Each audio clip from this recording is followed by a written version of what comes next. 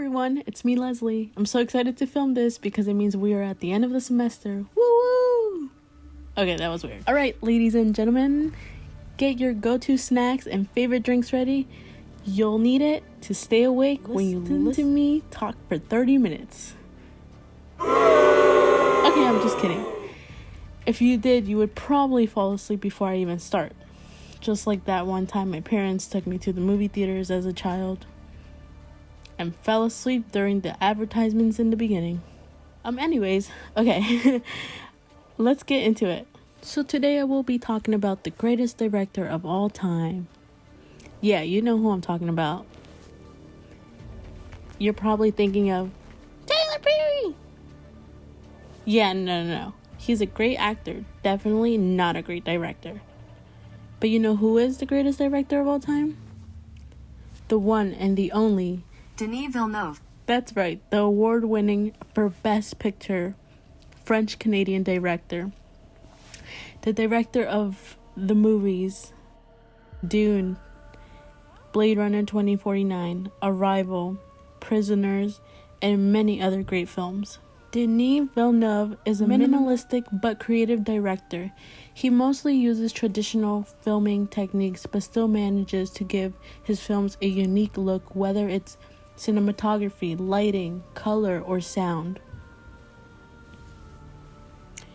Okay, so you can't watch a film without good lighting. No, literally. Lighting is one of the most important parts in a film. Lighting is the key element of visual perception. Lighting creates a visual mood. It creates a sense of meaning for the audience. Oh my gosh, have y'all watched Alien vs. Predator? That movie is just something else. If you haven't watched it yet, it's okay. Let me explain how it goes.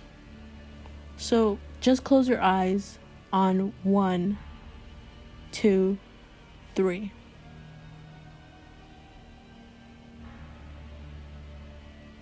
What are you waiting for?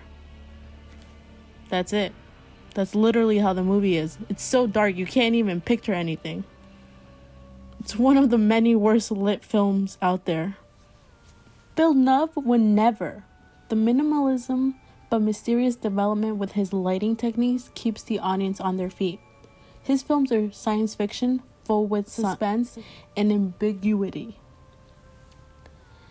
There's a specific scene in his 2017 film Blade Runner 2049 that didn't require much lighting, but it required the perfect timing. I call it the K versus Zapper scene. K is in Zapper's home as an unexpected guest, sitting down on a chair in front of a window in a dark room. As the scene continues, the visual of chiaroscuro lighting comes to be. The light from the window, also known as backlight, creates a contrast on the actors in a dark room.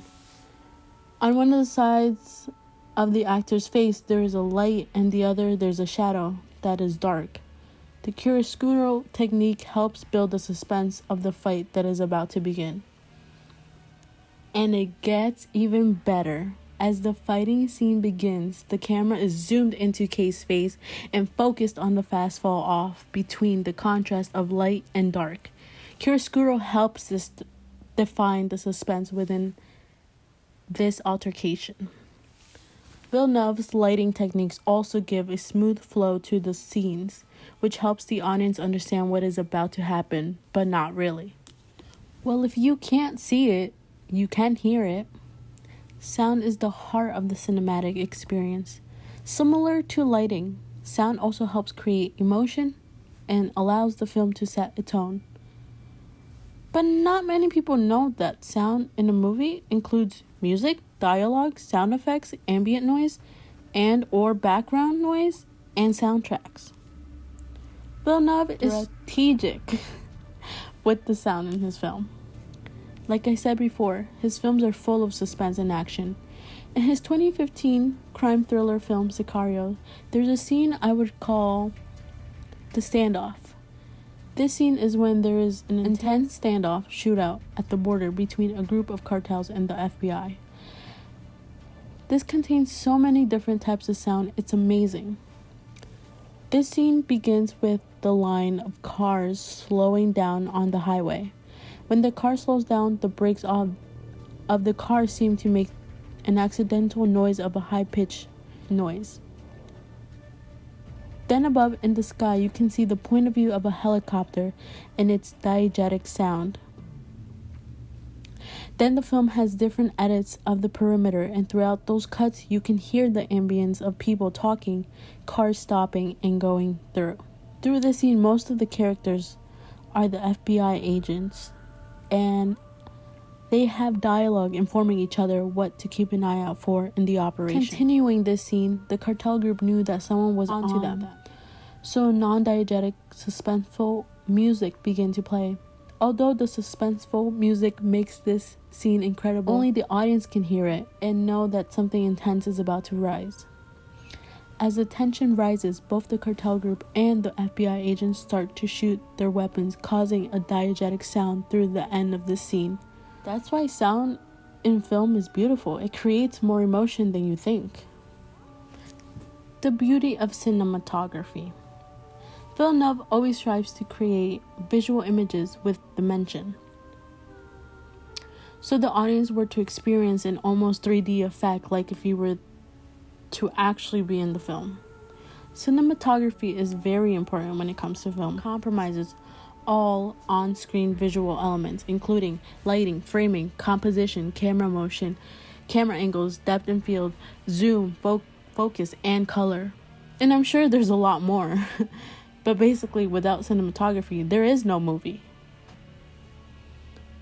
Denis Villeneuve 2021 film Dune has the best cinematography I've seen. There's a scene I would call the sandstorm. This scene starts with the wide shot that shows the two characters surrounded by sand, and at the very top of the hill, the bright moon is shining. Then the wide shot was cut into a mid shot on both characters struggling to climb up the hill. Then in the middle of the mid shot, it cuts into a wide shot again. The music gets suspenseful because they just realized that something was coming their way.